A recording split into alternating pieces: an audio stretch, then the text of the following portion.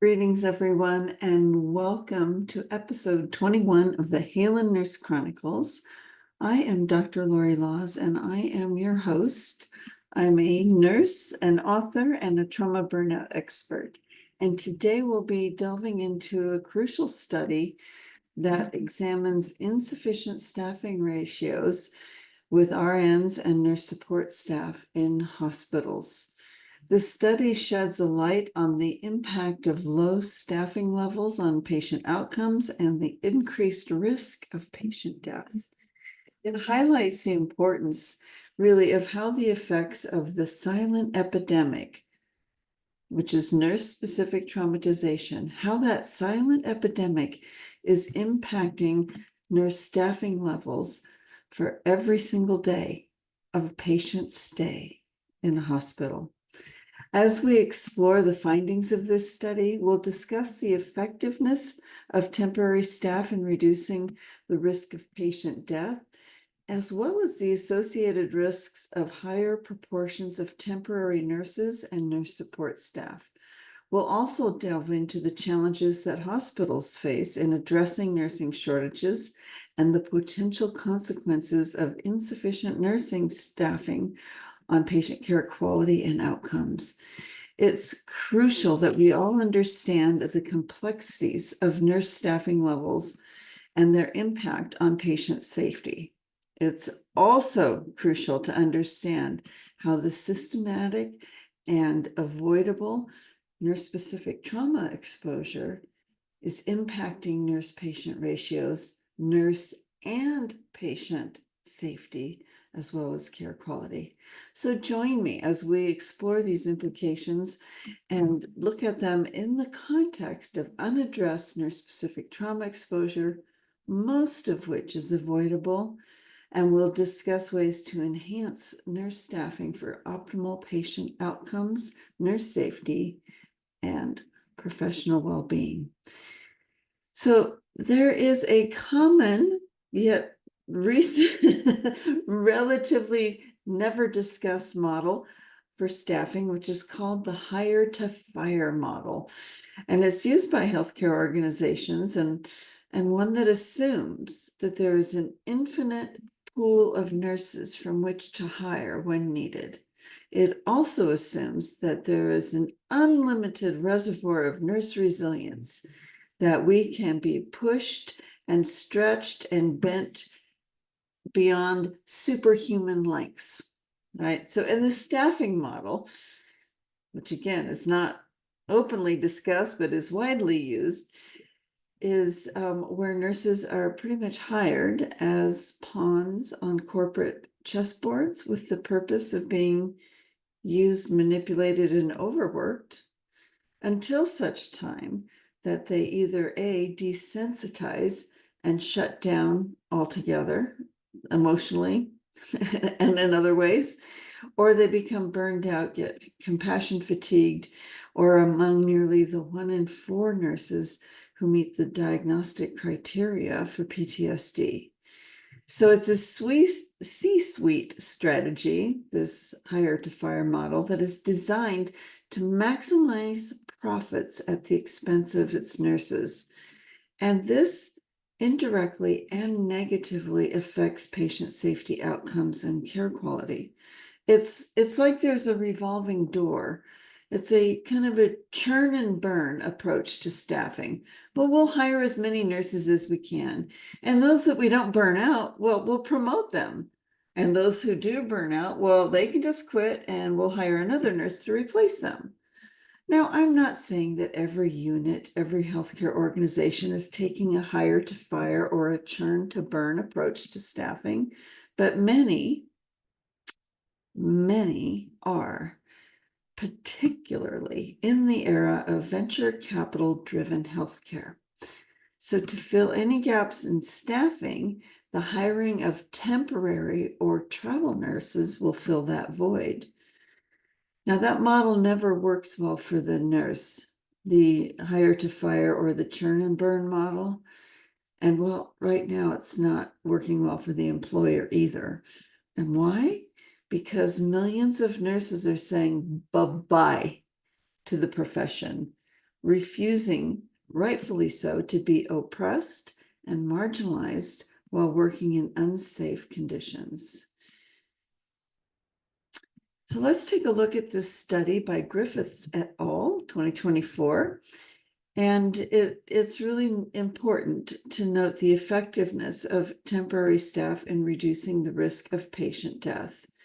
Now, this study reveals that while temporary staff can alleviate staffing shortage, the risk of patient death remains elevated compared to baseline levels. Additionally, the increased risk of death with a higher proportion of temporary nurses and nurse support staff really emphasizes the importance of safe, adequately staffed and resourced units and familiar conditions for nurse employment to combat staffing shortages.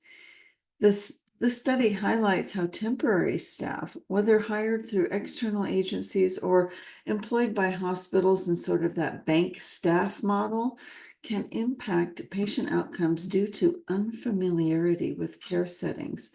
And that unfamiliarity honestly includes the nature and frequency of nurse-specific trauma exposures and the resources that are available or not in supporting nurses in mitigating or ameliorating nurse-specific traumatization.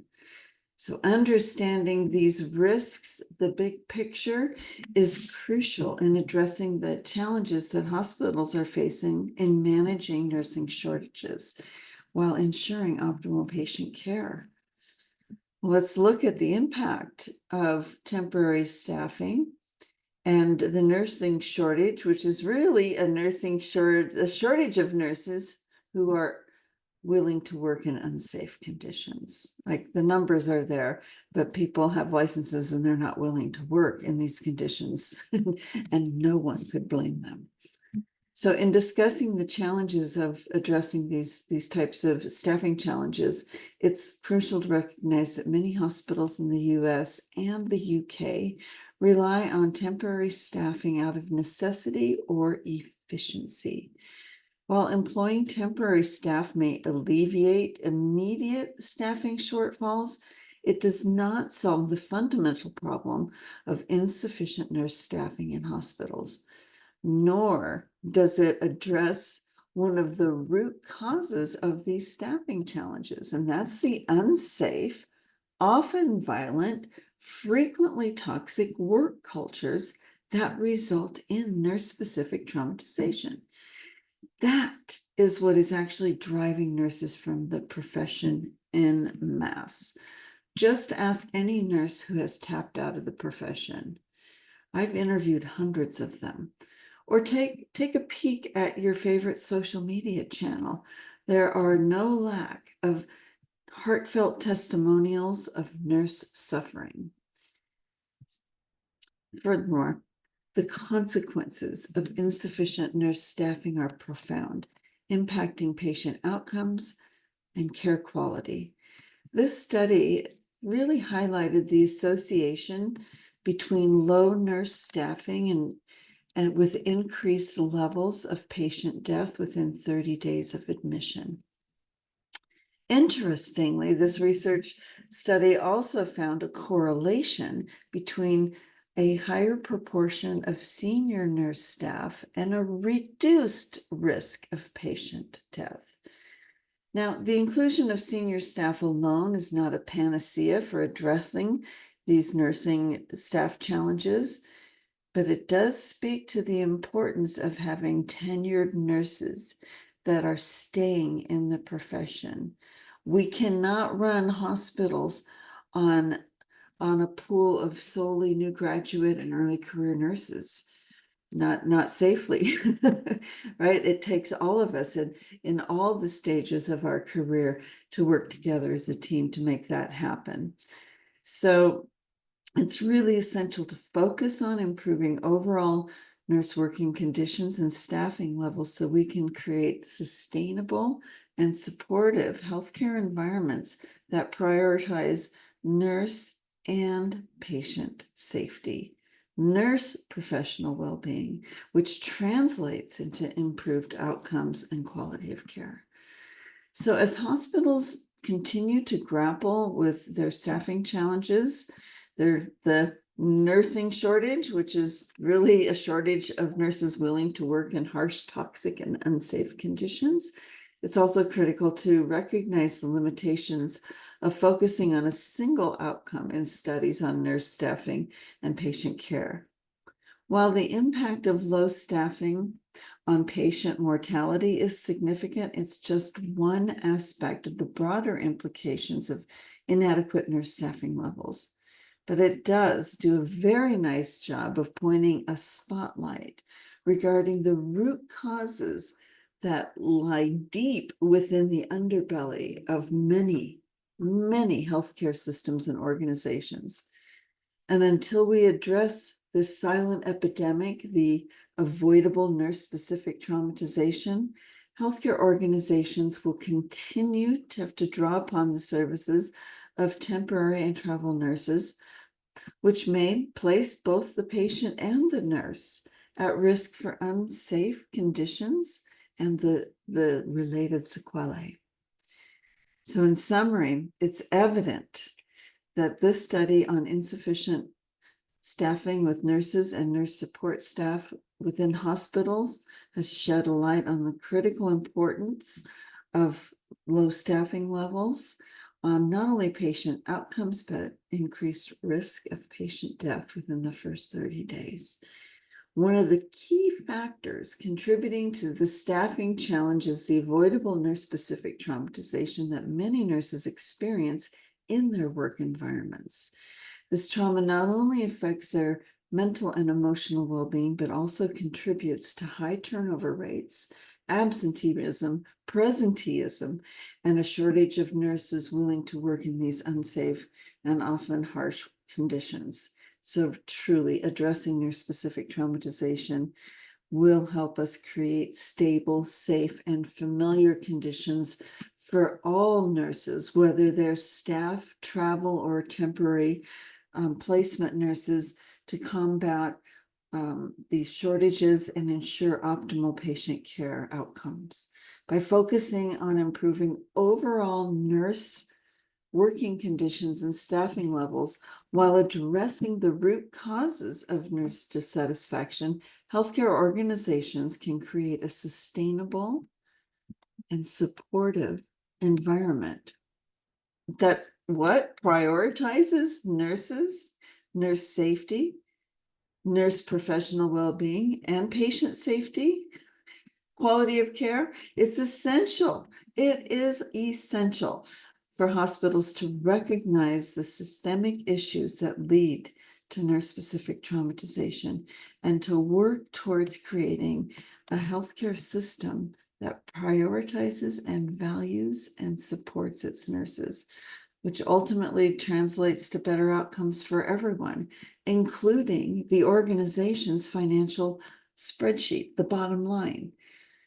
So thank you so much for listening. If you or someone you know has been affected by nurse-specific traumatization, please seek support immediately. I and my team are standing by to support you and all nurses however possible. Please join my Nurse Trauma Masterclass or schedule a personal call with me to explore the best healing options for you. We'll drop those links in the show notes. Until next time, thank you. Thank you for all that you are and all that you do. I see you, I feel you, I hear you, and I am here for you. From my healer's heart to yours. Namaste.